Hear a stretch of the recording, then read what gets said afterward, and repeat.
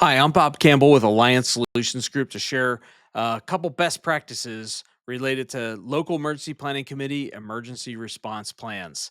A few years ago, the EPA did a survey of state emergency response commissions to identify which LEPCs had emergency response plans.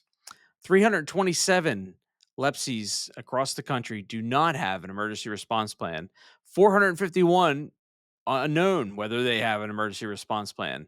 Thankfully, many others do have some sort of emergency response plan. What was not surveyed was whether or not these plans were compliant. So, I want to share a few best practices on how to ensure that you do have a compliant plan and how to get started. So, the Emergency Planning Community Right to Know Act, Section 303, has nine planning elements that are required in every emergency response plan. You can see those here on the screen. I'm not going to read them to you. But in 2018, this EPCRA was amended with the America's Water Infrastructure Act to include community water systems into these plans, as well as the notification process, and share information with these community water systems so that they would be better prepared in case the water got contaminated. There are several implications of all this. This brings more regional planning together. It helps determine which community water systems might be affected, and it helps include them in the local emergency planning committee. Well, one of the best practices in developing your plan is the GIS analysis. So, if all you're doing is writing a plan and not doing GIS analysis, you're missing out. This what I'm about to say is going to really help you upgrade your emergency response plans and the planning process altogether. So, you've got hazmat being transported across your county or jurisdiction region. You also have fixed facilities.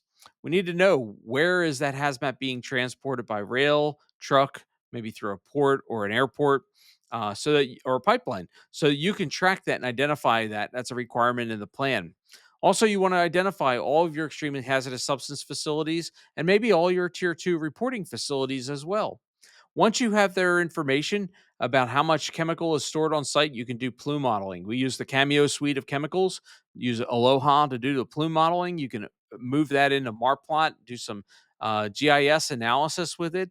You can also upload other layers of information, like where schools and nursing homes and hospitals and critical infrastructure are located. You can also do explosive analysis and put that into your GIS layer. Once you have all of that mapped out, that could be a very useful tool for planners and emergency responders. Another thing you might do is look at your at risk populations within the affected area of the plume model.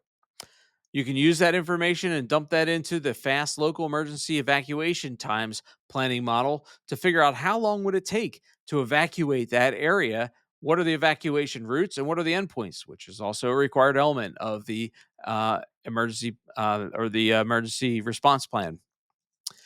Second, you can build facility profiles or pre-incident action plans. You could identify who the facility is, who the point of contact or facility coordinator is, their contact information, the vulnerable facilities, and be able to show that on a GIS map in your facility profile.